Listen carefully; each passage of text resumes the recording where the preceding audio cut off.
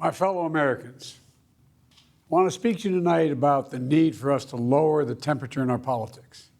And to remember, while we may disagree, we are not enemies. We're neighbors, we're friends, co-workers, citizens, and most importantly, we're our fellow Americans. We must stand together. Yesterday's shooting at Donald Trump's rally in Pennsylvania calls on all of us to take a step back, take stock of where we are, how we go forward from here.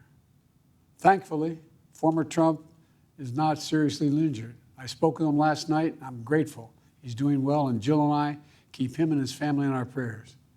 We also extend our deepest condolences to the family of the victims who was killed.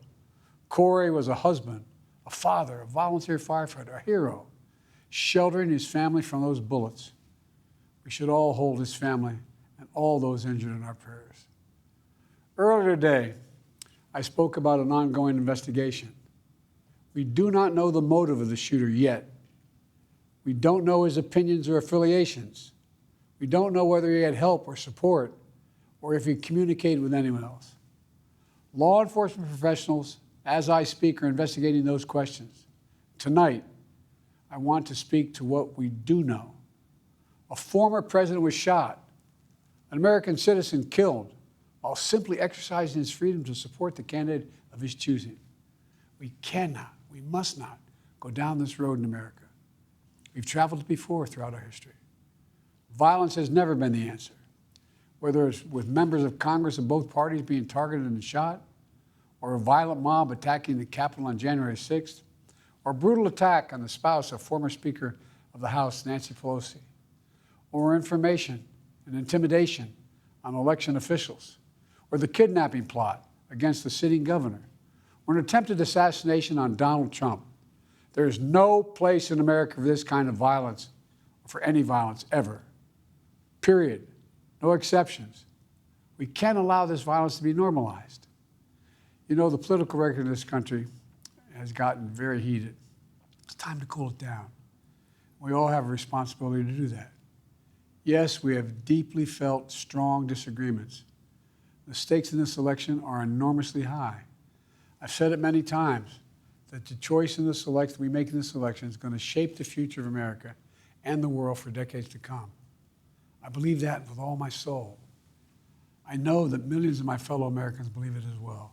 And some have a different view as to the direction our country should take. Disagreement is inevitable in American democracy. It's part of human nature. But politics must never be a literal battlefield, or God forbid, a killing field. I believe politics ought to be an arena for peaceful debate, to pursue justice, to make decisions guided by the Declaration of Independence and our Constitution.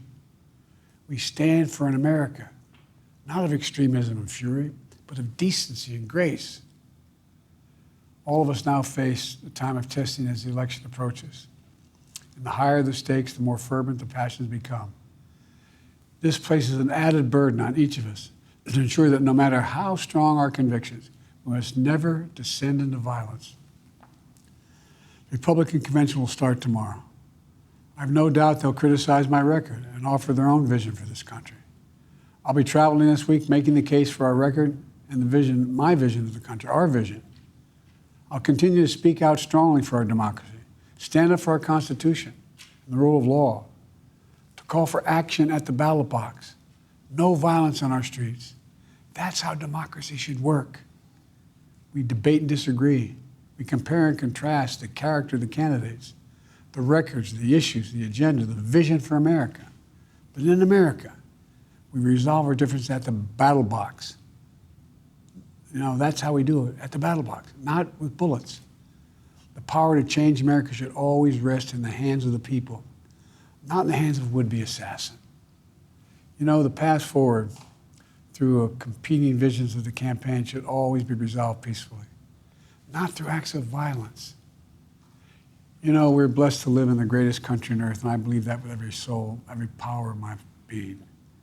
So tonight, I'm asking every American to recommit, to think about it. What's made America so special? Here in America, everyone must be treated with dignity and respect, and hate must have no safe harbor.